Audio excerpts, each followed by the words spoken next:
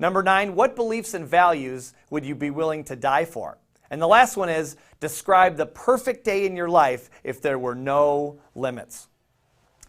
Your first assignment in the vision process is to answer these 10 questions as carefully and thoughtfully as you can. Take as much time as you need. This is a document you'll want to keep for the rest of your life in a safe deposit box and pass on to your children. Once you've completed the 10 questions, you'll have a higher level of mental clarity and emotional focus, which is exactly what you want before you write the first draft of your vision. The premise of the vision exercise is simple. It's called a letter to a friend. The letter is dated 5 to 10 years in the future, and the premise is that you haven't seen this friend since today. You're going to write the letter describing everything you have accomplished, both personally and professionally, as if it has already happened. Be sure to include as much detail as possible.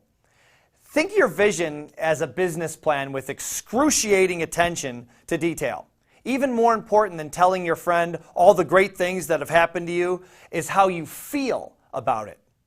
Tell him or her about how it feels to be living your ultimate dream. You've arrived at the top of the mountain. Now tell us what it feels like to be there in such vivid detail that we can feel it in our bones. Leave nothing out. Forget about grammar, punctuation, or anything else that distracts you from spilling your raw emotions onto the paper or computer screen. Lock yourself in a room where you won't be disturbed. Ringing telephones, emails, and other interruptions will stifle the flood of emotion this exercise is going to create.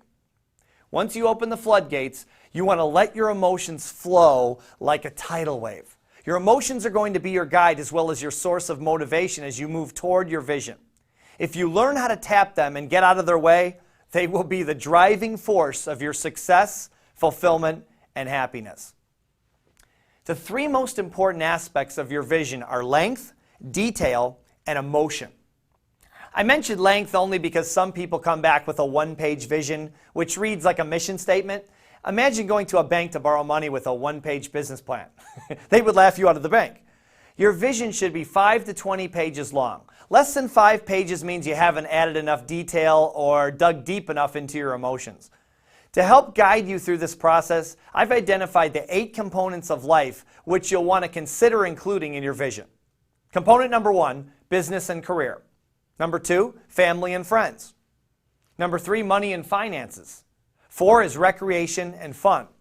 5, health, diet, and exercise. 6, religious and spiritual. 7, social and cultural. And number 8 is personal development. Use the 8 components as a guide, but only write about the components you're excited about. The rule of writing the vision is, if it doesn't excite you, leave it out. What you're looking for is emotion, and to identify the goals and dreams that's going to create it. Once you've identified what motivates you emotionally, you can tap that source of energy to spur you on long after your competition has gone home. Give yourself at least 2 to 3 hours to write the first draft of your vision.